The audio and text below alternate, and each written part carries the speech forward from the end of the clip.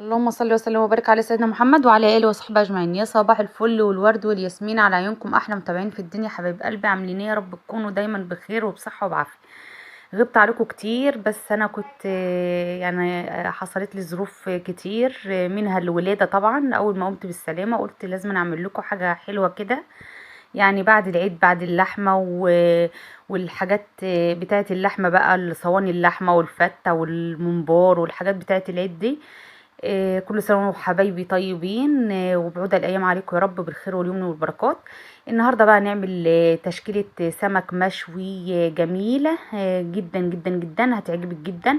اعمليها لو عندك عزومة، اعمليها لو غدا لو عشاء، أكلة سمك كده من الآخر يعني، تحفة. هتعملي جنبها رز، هتعملي جنبها رز ابيض، رز بشعرية، رز حبة وحبة، رز صيادية، يعني هنشوف هنعمل ايه في الاخر. يلا بينا نسمي الله ونصلي على الرسول ونبدأ.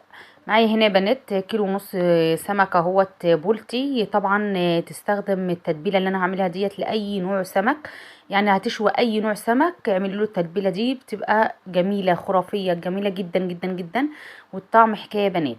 معايا هنا اهوت انا غسلت السمك كويس وفتحته زي ما انتم شايفين كده من ناحية واحدة بس، ما تفتحوش من ناحيتين، فتحيه من ناحية واحدة عشان يبقى الناحية المتفتحة ديت فوق، واللي هي تشرب التتبيلة يعني.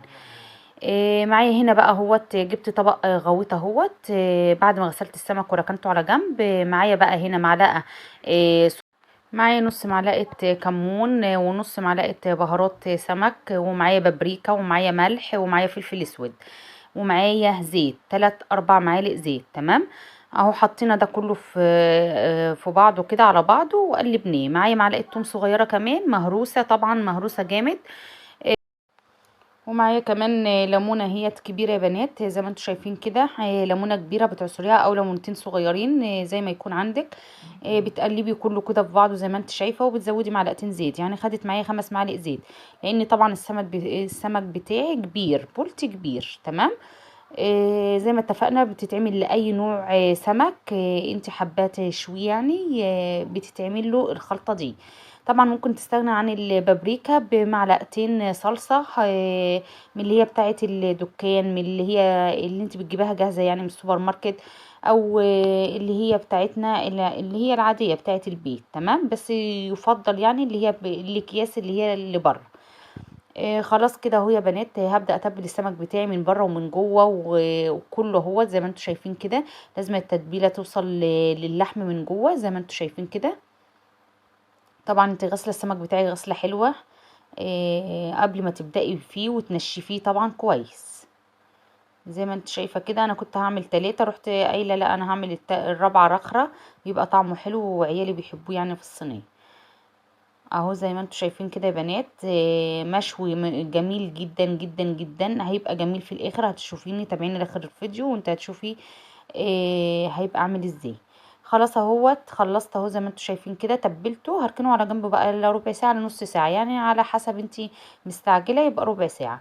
بتبدأي فيه على طول بعد ما تقطعي الخضار. معايا هنا الخضار بتاعي بقى اهوت، جبت صينيه كبيره مقاس كبير، اكبر صينيه في الطقم المستطيل اهوت، لان السمك بتاعي كبير او صاج كبير. تمام، معايا هنا بقى هوت الخضار بتاعي عبارة عن بطاطس وطماطم وقرون شطة وبصلة كبيرة، ومعايا كمان هجيب جزرة كمان واعملها عليه، هقطعها زي ما انتم شايفين كده.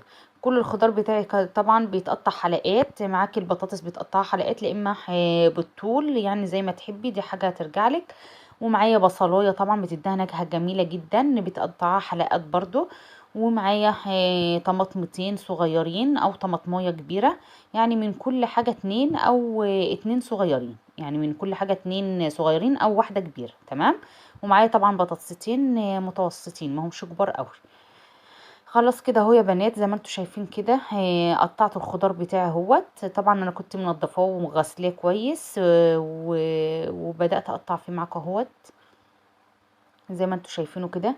طبعا قبل ما ندخل على الاكل زي ما احنا متفقين ومتعودين دايما، اللي احنا بندخل نخلص المطبخ ونشطبه، لو في اي مواعين مبقيه من العشاء ولا حاجه بنخلصها، وبعدين نبدا عشان الاكل بتاعنا نعمله على مزاج. تمام، اهو خلاص كده خلصنا اهو يا بنات. زي ما انتم شايفين بقى نحط شويه بهارات وشويه كمون وشويه ملح، بس مش هحط اكتر من كده، يعني ربع معلقه كده من كل ده. اهو هتقلبي الخضار بتاعك بقى كويس. طبعا انا كنت مستعجله عشان الغدا، يعني كان فاضله نص ساعه وعايزه الحق الغدا. ما كنت قايمه متاخر اساسا. خلاص اهوت انا خلصت اهو. زي ما انتم شايفين كده الخضار بتاعي قطعته كله. هبدا ارص السمك بتاعي بقى اهو يا بنات. زي ما انت شايفه، والتتبيله اللي نازله منه برضو انا مش هرميها، هنزلها في صينيه السمك بتاعتي اهو. بحاول احط الكبير قوي في النص ويعني الوسطاني في الجنب. زي ما انت شايفه كده جبت عودين خضره او عودين كزبره او شبت، لا كزبره لا شبت. بتحطيهم في قلب السمكه كده من جوه، بتديها نكهه جميله قوي. زي ما انت شايفه كده اهو يا بنات،